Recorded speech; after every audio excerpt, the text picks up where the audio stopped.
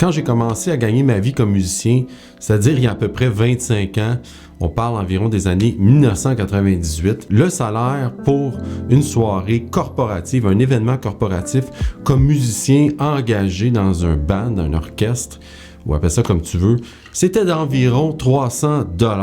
Aujourd'hui, ce 300 $-là, évidemment, n'a plus le même impact financier avec l'inflation qu'on connaît et le coût de la vie qui ne cesse d'augmenter. Et j'ai fait quelques tests sur divers sites web. Je suis arrivé au même résultat pas mal avec chaque site web. Donc, j'ai fait le test ici avec un 300 $ à 1998. Alors, ce même 300 $-là équivaudrait à combien aujourd'hui pour avoir le même pouvoir d'achat?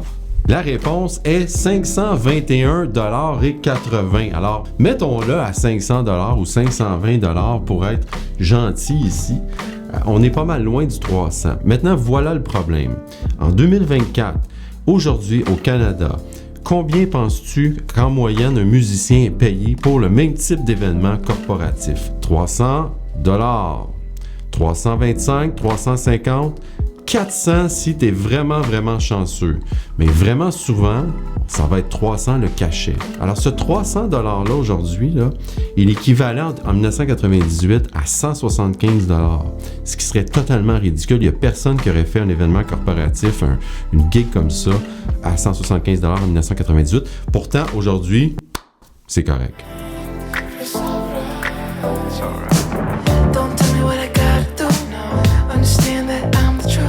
Ce qui m'amène au constat suivant, et c'est la triste réalité, je ne crois plus qu'en 2024, c'est possible de faire une carrière en tant que musicien live, musicien de performance. Et malheureusement, le salaire, ce n'est que la pointe de l'iceberg. Laisse-moi t'expliquer.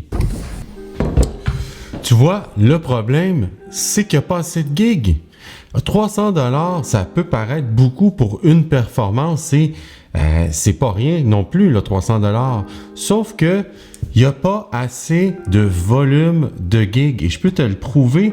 Je veux dire, moi, ça fait 25 ans que je fais ça et je suis quand même quelqu'un qui travaille beaucoup comparativement à beaucoup d'autres personnes que je connais. Et le fait qu'il n'y ait pas assez de gigs, ça amène la plupart des musiciens qui essaient de gagner leur vie sous le seuil de la pauvreté. Tu sais que le salaire minimum ici au Canada est à plus de 15 $, ce qui veut dire que tu peux gagner à 40 heures par semaine 32 000 $ par année au salaire minimum. Donc, si on ramenait ça avec un musicien, il faudrait que celui-ci fasse à 300 $ 107 gigs par année ou, soyons généreux, 91 gigs à 350 $. Ça voudrait dire qu'il faudrait que tu aies au moins 2 gigs corpo par semaine, ce qui est plutôt utopique. Et là, je te parle pas d'aller faire des gigs de bar à 150 $ avec 2 bières et un sandwich.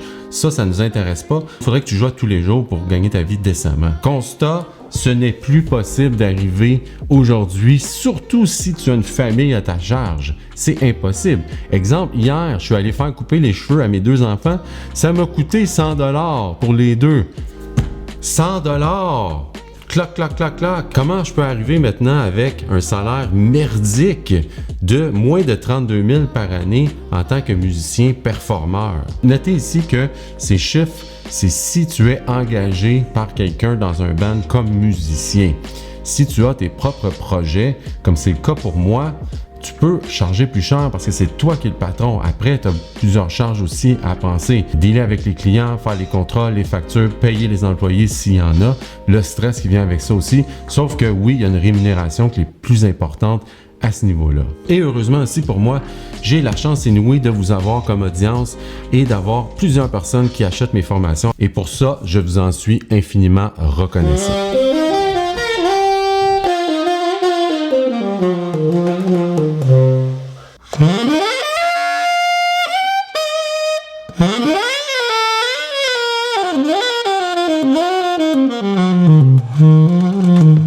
L'autre problème majeur, c'est que la musique, c'est pas valorisé dans notre société. C'est une passion, tu as du fun, on n'a pas besoin de te payer. Imagine par contre une vie sans musique. Imagine que tu ouvres la radio et que tout ce que tu entends, c'est des gens parler. Imagine que tu écoutes un film et qu'il n'y a pas de musique. Même sur YouTube, imagine qu'il n'y a pas de musique dans les vidéos. Imagine que tu ne puisses plus faire ton sport en écoutant de la musique. Mais tous ces gens-là qui ont composé ces chansons-là, il faut qu'ils mangent aussi, ils ont une vie aussi. Et malheureusement, la musique, c'est pris pour acquis dans notre société.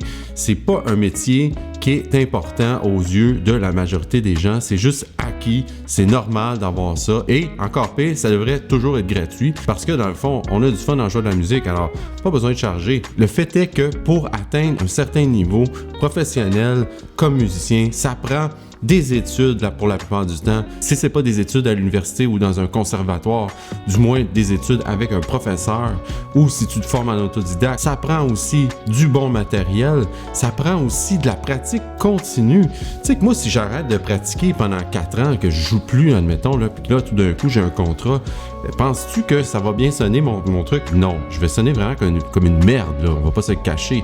À tous les jours, il faut se tenir en forme. C'est exactement comme un sport. Si tu arrêtes, t'es fait, c'est terminé. Et même si tu as de hautes études en musique, bac, maîtrise, doctorat, name it, ça veut pas nécessairement dire que tu vas avoir du travail. Moi, je me souviens quand j'ai terminé mes études à McGill en jazz performance, en interprétation jazz, j'avais 0 gig. Alors, qu'est-ce que j'ai fait? Je suis allé travailler dans un magasin de vêtements parce que il fallait que je paye mon loyer. Donc, je me suis débrouillé tranquillement, j'ai bâti mes trucs, j'ai bâti mon réseau, j'ai fini par m'en sortir. Mais c'est pas garant, là. C'est pas comme tu étudies en administration ou en marketing et là, il y a plein de gens qui t'attendent là, avec ton bac.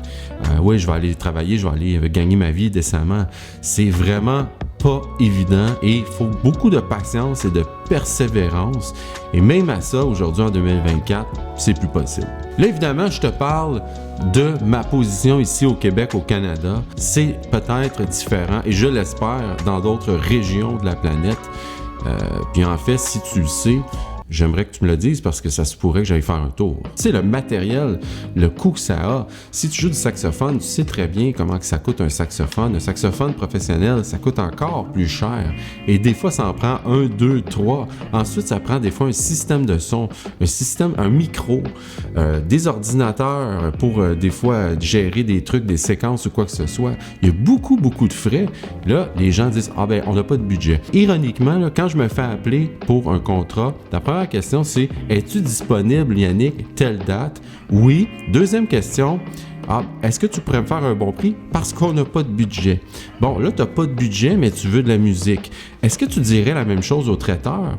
Là, on n'a pas beaucoup de budget, alors on va juste donner 2 canapés au lieu de 15 par personne. Est-ce que ça passerait, ça, tu penses? Mais non, ton événement va être complètement en scrap. Et si tu as de la mauvaise musique aussi en passant, parce qu'un événement sans musique, c'est plate en tabac. Et attends-toi pas à ce que les gens vont rester, ils vont manger, ils vont s'en aller chez eux tout de suite après.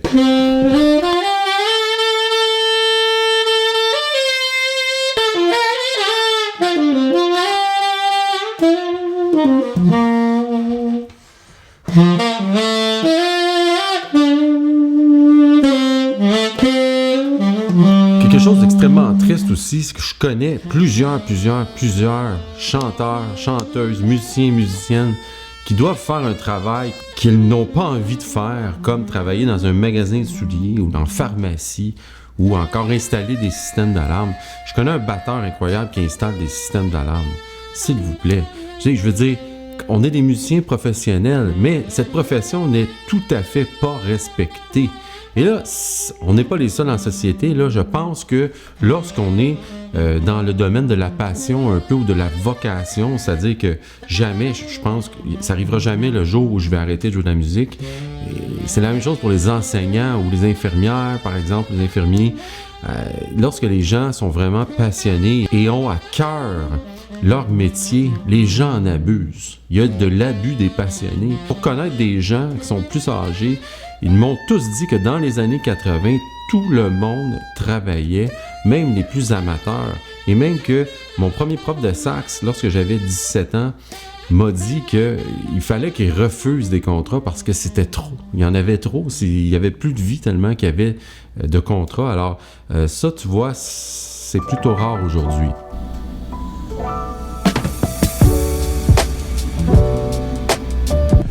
OK, il y a peut-être une autre alternative que plusieurs adoptent et c'est l'enseignement privé, les cours privés 1 à 1. Tout d'abord, faut que tu aimes ça parce que c'est extrêmement drainant faire ça. En tout cas, pour ma part, je l'ai fait des centaines de fois et je trouve que ça prend beaucoup de mon énergie. Là, je te parle vraiment de cours privés. Et là, les cours privés aussi, les gens ne veulent pas beaucoup payer, disons. Par exemple, ici, un cours d'1 heure avec un musicien professionnel, ça tourne autour des 40 $. Donc, pour te tirer un bon salaire, ça te prendrait, disons, une trentaine d'élèves par semaine pour avoir un salaire qui ressemble à 50 000, ce qui est encore vraiment pas assez pour avoir une belle qualité de vie au Canada. Donc, 50 000, 30 heures par semaine d'enseignement privé. Si tu fais ça dans la vie, tu sais que 30 heures par semaine de cours privés, c'est beaucoup d'élèves, beaucoup de gestion. Après, si tu aimes ça, c'est correct aussi. Il y a aussi l'enseignement au primaire et au secondaire. Donc, ça, c'est dans les écoles avec les enfants, les plus jeunes, les adolescents. Il faut vraiment aimer ça. Ça aussi, je pense que c'est une vocation plus que tout. Et les plus chanceux, parce que ce sont des postes qui sont extrêmement prisés et plutôt rares, enseigneront au cégep et à l'université. Alors ça, pour accéder à ça, ça prend beaucoup de contacts, beaucoup de chance et une maîtrise ou encore un doctorat ici. Donc, ce n'est vraiment pas la majorité. Et après, qu'est-ce qu'ils font ces gens-là? Ils forment de nouveaux musiciens qui n'auront pas de travail au final. Et j'ai un ami d'ailleurs qui enseigne au cégep et à l'université, il me disait qu'il y a presque plus de gens, les écoles sont vides, les gens se désinscrivent après une session. Alors, il y en avait 16 là, qui sont partis en décembre après une session parce que les gens réalisent que c'est plus possible de gagner sa vie en tant que musicien.